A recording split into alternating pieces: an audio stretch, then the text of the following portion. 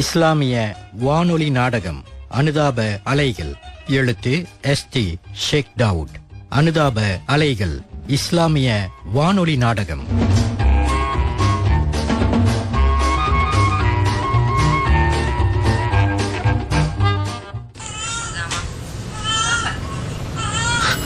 தம்பி, நீங்களும் அழுகுறீங்க, குழந்தையும் அழுகுது. குழந்தைக்கு அம்மா எங்க? என் மனைவி வஃபாத்தாயி 2 மாசம் ஆகுதாண்டி. உங்க அம்மா இல்ல அவங்க அம்மா வீட்டுல யாரும் இல்லையா? 2 தரப்புலயும் யாருமே இல்லன்ட்டு நான் தான் 2 மாசமா ஆபீஸுக்கு லீவ் போட்டுட்டு குழந்தைய கவனிச்சுக்கிறேன். சரியான சோதனை காலம்தான் தம்பி உங்களுக்கு. தம்பி, குழந்தைய என் கையில கொடுங்க. அம்மா, நீங்க குழந்தைய பாருங்க, நான் டாக்டர் பாத்துட்டு வந்துடுறேன். சரிம்மா, நீ உள்ள போ. தம்பி, ஆண்டி பால் கொண்டு வந்தீங்களா? இதோ தரேன்டி. பாருங்க தம்பி, உங்க பொண்ணு அழுகையை நிறுத்திருச்சு, பால் குடிக்க ஆரம்பிச்சிட்டா. ஆமா ஆண்டி, ரொம்ப நன்றி ஆண்டி. தம்பி, நீங்க அழுகையை நிறுத்துங்க, கண்ணீரை தொடங்க தம்பி. நல்ல நேரத்துல வந்து உதவி செஞ்சீங்க. அம்மா, டாக்டர் பார்த்தாச்சு, பரவாயில்லையே, குழந்தை அழுகை நிறுத்திட்டாலே. தம்பி, ஆண்கள் அரவணைப்புக்கும் பெண்கள் அரவணைப்புக்கும் நிறைய வித்தியாசம் இருக்கு. ஆமாங்க ஆண்டி. நீங்க அழும்போது எங்க 2 பேருக்கு மனசு கலங்கிருச்சு தம்பி. ஆமா. உங்க பேர் என்ன தம்பி? அயூப் கான். நீங்க எங்க இருக்கீங்க? பக்கம்தான் ஆண்டி, 1 கிலோமீட்டர் தூரம். இதுல வந்தீங்க? குழந்தைய வச்சுக்கிட்டு மோட்டர் ஓட்ட முடியாதுன்னு டாக்ஸில தான் ஆண்டி வந்தேன். தம்பி, நீங்க எங்களோட வாங்கல, குழந்தையும் பாதுகாப்பா எங்களோட வரட்டும். வேண்டாம் ஆண்டி, உங்களுக்கு ஏன் வீண் சிரமம்? இதுல என்ன சிரமம் இருக்கு? பிறருக்கு உதவுறத சிரமமா நினைக்கிறவங்க முஸ்லீமாவே இருக்க முடியாது. நீங்க எங்களோட வாங்க, ஏதாவது ஒரு நல்ல ஐடியா கிடைக்கும். சரி.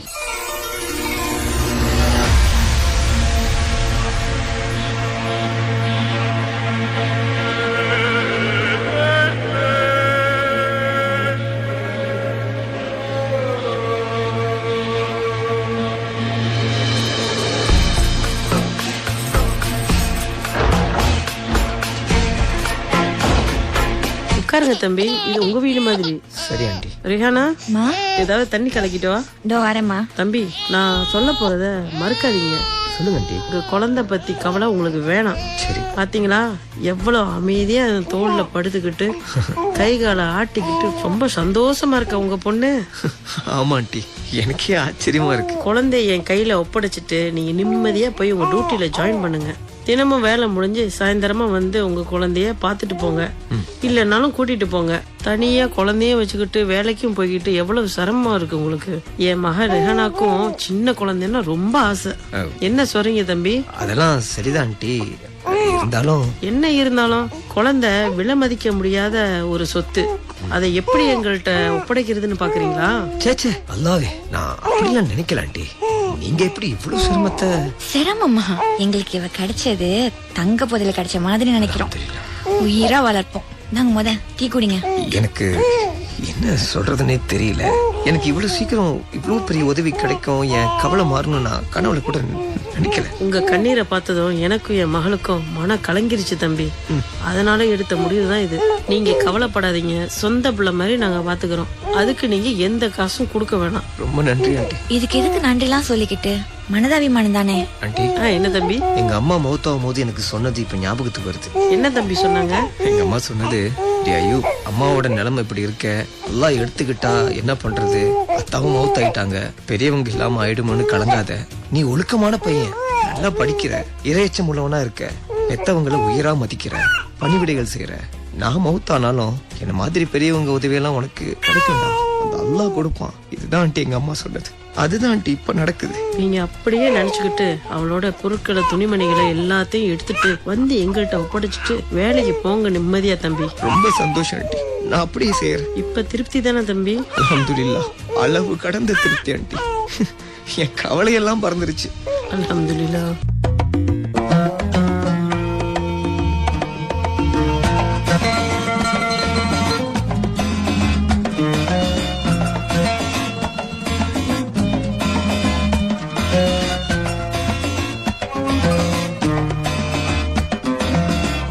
அஸ்ஸலாமு அலைக்கும். வலைக்கும் சலாம்.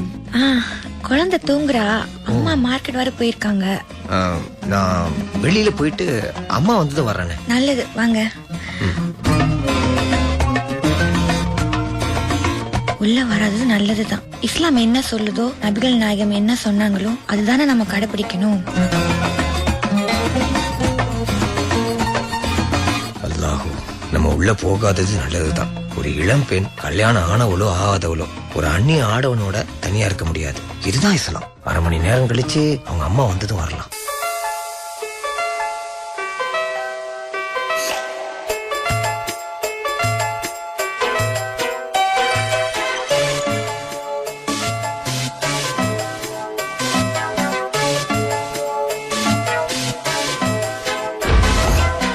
வாங்கம்மா. மா எல்லாம் வாங்கிட்டீங்களா? எல்லாம் வாங்கிட்டேம்மா. மா இப்பதான் ஐயப் வந்தாரு. நீங்க இல்லன்னு சொன்னதும் அப்புறம் வரேன்னு போயிட்டாருமா. ஏமா உட்கார சொல்ல வேண்டியதுதானே? இல்லம்மா, அவரு போனது சரிதான். நான் தனியா இருக்கும்போது நல்லா இல்லம்மா. அடட, இது எனக்கு புரியாம போச்சே. போனது சரிதான். அஸ்ஸலாமு அலைக்கும். வலைக்கும் சலாம். வாங்க தம்பி, வாங்க உட்காருங்க. நான் மார்க்கெட் வரைக்கும் கொஞ்சம் போயிருந்தேன். ஆமா ஆண்டி, ரியானா சொன்னாங்க. உட்காருங்க தம்பி. சரியான வெயிலா இருக்கு. போய் கொஞ்சம் ஜூஸ் 2 பேருக்கு போட்டு வா. எடுத்துட்டு வரமா. குழந்தை முழிச்சிட்டா தூக்கிட்டு வர்றேன். சரி ஆண்டி. ஆஃபியா அத்தா பாரு. ஆஃபியா, இப்படி ஒரு அடைக்கலம் புகழிடம் நமக்கு கிடைக்கணும் அத்தா கனவுல கூட நினைக்கலாமா? நீங்க ரொம்ப உணர்ச்சி வசப்படாதீங்க தம்பி. எல்லாம் அவனோட ஏற்பாடு. ஆஃபியா நல்ல பேர் வச்சிருக்கீங்க. இது எங்க அம்மா பேரு, ஆஃபியா ஃபாத்திமா. மாஷா அல்லாஹ். தம்பி இந்தாங்க ஜூஸ் எடுத்துக்கங்க. ஹலோ, அஸ்ஸலாமு அலைக்கும். இன்னும் 1/2 மணி நேரத்துல வந்துடுறேன்டா. வந்துடுறேன். என்னப்பா, யார் போன்ல? இல்லன்டி, என்னுடைய நண்பன் ஃபைசல் அப்படின்னு. அவனுக்கு கேன்சர், ஹாஸ்பிட்டல்ல உயிருக்கு போராடிக்கிட்டு இருக்கான். நான் போய் அவனை பார்க்க போறேன். ஆண்டி, குழந்தைக்கு ஏதாவது வாங்கணுமா? இல்ல தம்பி, எல்லா ஜாமானும் இருக்கு. இப்ப இந்த நோய் ரொம்ப அதிகமாயிருச்சு தம்பி. எல்லாம் அல்லாஹ்வுடைய நாட்டம் ஆண்டி. சரி, நான் வரேன் ஆண்டி. அஸ்ஸலாமு அலைக்கும். வலைக்கும் சலாம்.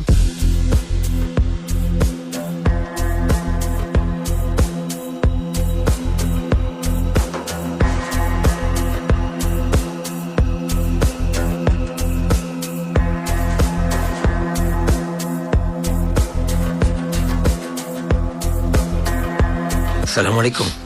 வலைக்கும் சலாம். நல்ல நேரத்துல வந்தடா. எனக்கு முடிவு எழுத வந்துட்டியாடா. ஐயோ டேய், ஏன்டா இப்படிலாம் பேசுற? இப்படிலாம் பேசக்கூடாதுடா. நீ வாழணும்டா. எங்க வீட்டுல இருந்து எல்லாரும் வந்துகிட்டு இருக்காங்க. அது வரைக்கும் நான் இருப்பேன்னு தெரியலையே. என்னடா உளறிக்கிட்டு இருக்க? உனக்கு ஒண்ணும் ஆகாது. நீ நல்லபடியா இருப்ப இன்ஷா அல்லாஹ். நம்புடா. ஐயோ, இந்த கவருக்குள்ள ஒரு லெட்டர் இருக்கு. இந்த போட்டோ பாரு. இந்த போட்டோல உங்களோட அட்ரஸ் இருக்கு. எங்க கொண்டா? அந்த லெட்டர்ல என்னால விவாகரத்து செய்யப்பட்ட என்னோட முதல் மனைவிக்கு என் கல்யாண சமயம் நீ அப்ப இங்க இல்ல. ஆபீஸ் வேலை விஷயமா ஆஸ்திரேலியா போயிட்ட. அதனால என் மனைவி யாருன்னு உனக்கு தெரியாது. இந்த லெட்டரை நீ அவசியம் அவள்கிட்ட ஒப்படைக்கணும். அவளுக்கு நான் பெரிய துரோகம் செய்துட்டேன்டா. ஃபைசல், அந்த துரோகம் தாண்டா எனக்கு தூக்கு தண்டனையா மாறி சங்க விழிச்சிருச்சு. அவ ரொம்ப ரொம்ப கண்ணியமானவ. ஃபைசல், அவளுக்கு கலங்க கற்பிச்சுட்டேன்டா. ஃபைசல், டேய் ஃபைசல், டேய் ஃபைசல், டாக்டர் டாக்டர், ஃபைசல், இன்னா லில்லாஹி வ இன்னா இலைஹி ராஜிஊன்.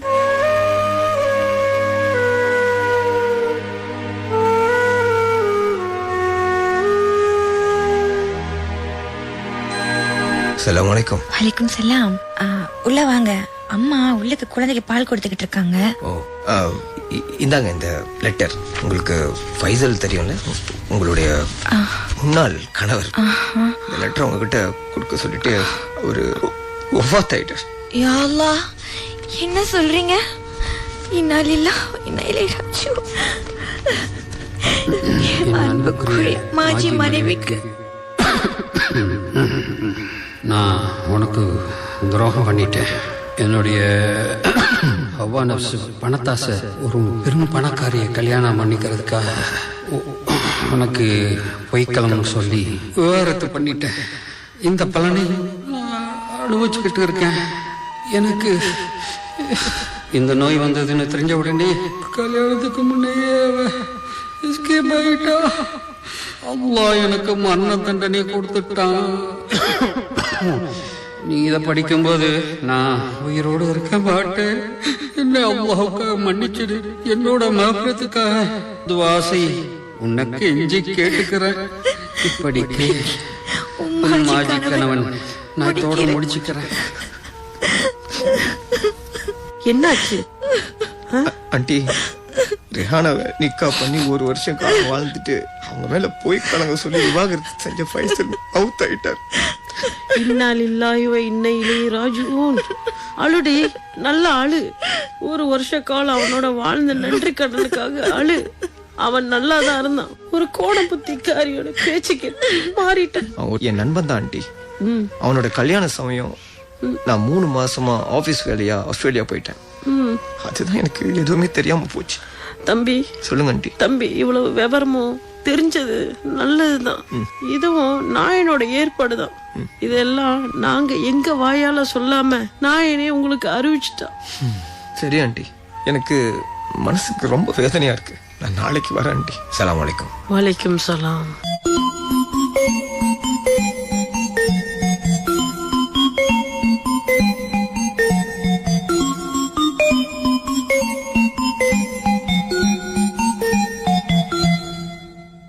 ஸலாம் அலைக்கும். வலைக்கும் சலாம். என்ன தம்பி, 2 பை நிறையா? பழம், இது ஸ்வீட்ஸ், தயவு செய்து வாங்கிக்கங்க ஆண்டி. ஏன் தயவு செய்து? தாராளமா வாங்கிக்கிறேன். உள்ள வாங்க தம்பி, உட்காருங்க. ஆண்டி, சொல்லுங்க தம்பி. நான் உன்னை கேட்டா கோபிச்சிக்க மாட்டீங்களே? தாராளமா கேளுங்க. ரெஹானாவுக்கு ஒரு மாப்பிள்ளை வருது, பேசலாமா? இல்ல தம்பி, நாங்க ஒரு மாப்பிள்ளைய 2 பேருமே நினைச்சுக்கிட்டு இருக்கோம். முதல்ல ஏமாந்துட்டோம், இனிமேல ஏமாறக்கூடாது இல்லையா? அந்த மாப்பிள்ளை கிடைச்சா மட்டும்தான் எங்களுக்கு சந்தோஷம். அவசரப்படாம பார்த்துதான் செய்யணும். அல்ஹம்துலில்லாஹ். நீங்க அது யாருன்னு சொல்லுங்க ஆண்டி, நானும் நல்லா விசாரிக்கிறேன். நான் சுத்தி வளைச்சு பேச விரும்பல. ரெஹானாவையும் ஆஃபியாவையும் இனி என்னால பிரிச்சு பார்க்க முடியாது. நிரந்தரமா ரெஹானாவை ஆஃபியாவுக்கு தாயாக்க விரும்புறேன் இன்ஷா அல்லாஹ். ஆண்டி, நான் எனக்கு என்ன சொல்றதுன்னே தெரியல ஆண்டி. அல்ஹம்துலில்லாஹ். எனக்கு ரொம்ப மகிழ்ச்சியா இருக்கு ஆண்டி. அல்ஹம்துலில்லாஹ், நான் ரொம்ப அதிர்ஷ்டசாலி. இதைத்தான் ஆண்டி நானும் கேட்க முடியாம தவிச்சேன். நீங்களே சொல்லிட்டீங்க. என் கவலையெல்லாம் அந்த ஏகவல்ல நான் தீர்த்து வச்சுட்டேன் ஆண்டி. என் மனமோ குளிர்ந்துருச்சு தம்பி. அல்ஹம்துலில்லாஹ். என்னதான் என் மகளை வைரமா நினைச்சாலும் அதை தங்கத்துல பதிச்சாதான் தம்பி அந்த வைரத்துக்கு வாழ்க்கை. ஆமா ஆண்டி. உங்களை போல தங்க குணமுள்ள மாப்பிள்ளை எங்களுக்கு கிடைக்கிறத நாங்க விட முடியுமா? நீங்க கிடைக்கிறத நினைச்சு நான் ரொம்ப பெருமைப்படுறேன். ரெஹானா, இப்படி வாமா, குழந்தைய தூக்கிட்டு வந்து உட்காரு. நீந்தாமா நிரந்தரமாவே ஆஃபியாவோட தாயா போற. அம்மா, நானா? என்ன சொல்றீங்க? நீதாமா. அல்ஹம்துலில்லாஹ். இப்ப நான் உங்க 3 பேருக்கும் ஸ்வீட் ஓட்ட போறேன். முதல்ல ஆஃபியாவுக்கு தான்.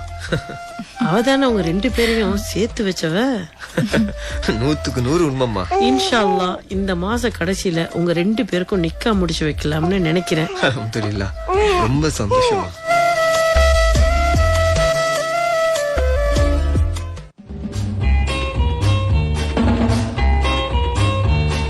நேரிகளே, இதுவரை எஸ்டி ஷேக் டவுட் எழுதிய அனுதாப அலைகள் இஸ்லாமிய வானொலி நாடகம் கேட்டீர்கள். இந்நாடகத்தில் சஸ்ரின் சுல்தான், அமீர் அப்பாஸ், சைத் நசீர் மற்றும் ரஷிதா பேகம் ஆகியோர் பங்கேற்றனர். தயாரிப்பு அப்துல் கனி, #பெர்ஞாரான் ஜாக்கிம்.